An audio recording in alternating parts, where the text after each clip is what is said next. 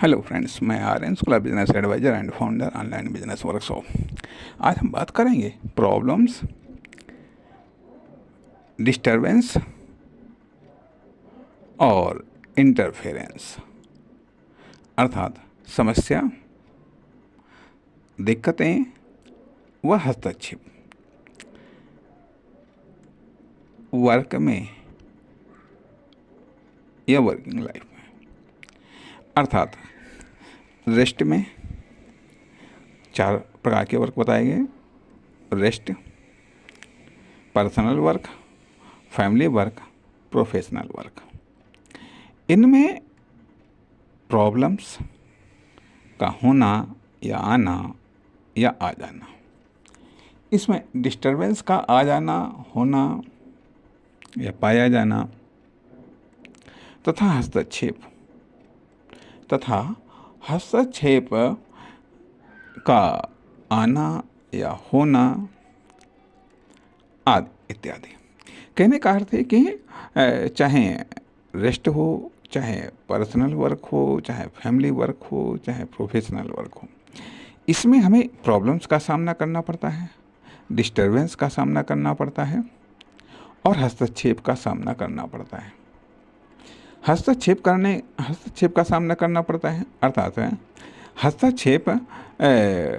कुछ हस्तक्षेप प्रॉब्लम्स या डिस्टरबेंस ज्ञात कारणों से तथा अज्ञात कारणों से, यह ज्ञातकर्ताओं के द्वारा व अज्ञातकर्ताओं के द्वारा होता है। अज्ञातकर्ताओं में मुख्यतः जिसको हम भाग्य बोलते हैं या ईश्वर बोलते हैं, या फिर हम चांस, परिस्थितियाँ कह सकते हैं। ये कुछ कैलकुलेटेड होती हैं, कुछ अनकैलकुलेटेड होती हैं, जिसके कारण प्रॉब्लम्स आती हैं वर्किंग लाइफ में। अर्थात कहना चाहिए रेस्ट में प्रॉब्लम आती हैं, पर्सनल वर्क में आती हैं, फैमिली वर्क में आती हैं और प्रोफेशनल वर्क में आती हैं। प्रॉब्लम्स आती हैं, डिस्टरबेंस होता है और हस्तक्षेप होता है। इसका नुकसान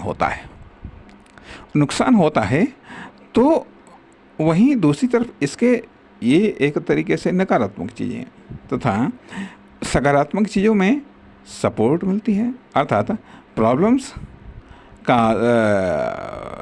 अपोजिट वर्ड समाधान हमारा कोई प्रयत्न किसी चीज़ का समाधान होता है, बेहतर समाधान हो सकता है। तो समाधान, डिस्टरबेंस अर्थात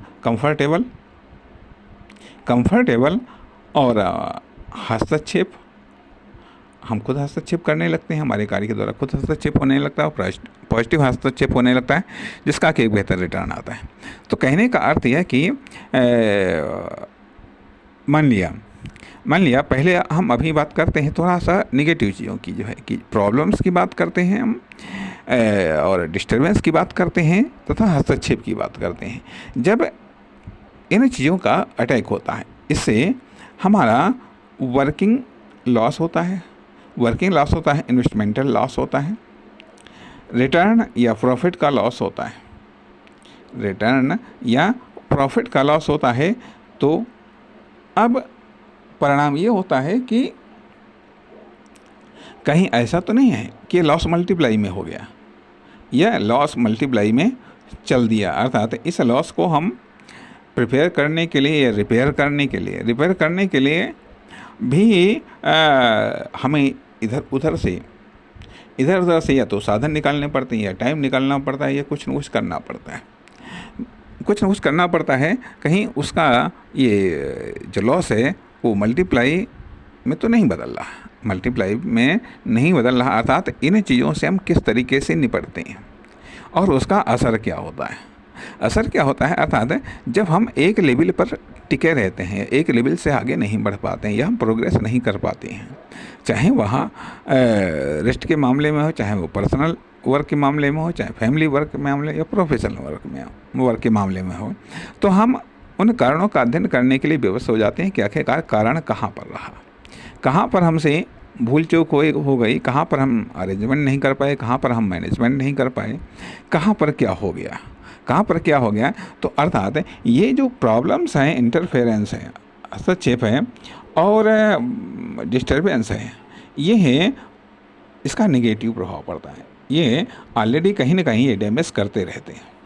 जहाँ एक तरफ ये नेगेटिव चीज़ें हैं, वहीं दूसरी तरफ पॉजिटिव चीज़ें अर्थात चांस हो सकते हैं, चांस सपोर्ट करते हैं, गुड चांस सपोर्ट करते हैं, अर्थात गुड या बेहतर रेस्ट सपोर्ट करता है तथा इसके अलावा भाग्य का भी सपोर्ट हो जाता है, ईश्वर का भी सपोर्ट हो जाता है, अज्ञात का भी सपोर्ट हो जाता है, अज्ञात का भी सपोर्ट हो जाता है, अर्थात कुछ कैलकुलेटेड कुछ अनकैलकुलेटेड।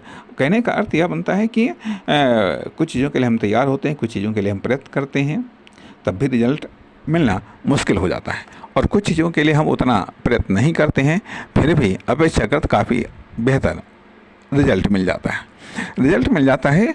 तो सवाल इस बात का उठता है कि जो नेगेटिव चीज़ें हैं उनके प्रॉब्लम्स या डिस्टरबेंस के कारण या हस्तक्षेप के कारण हम आगे नहीं बढ़ पाए, या जो पॉजिटिव चीज़ें आई उनका हम बेहतर तरीके से लाभ न उठा पाए या उनका हम मैक्सिमम लाभ न उठा पाए, जिनके कारण हम आगे नहीं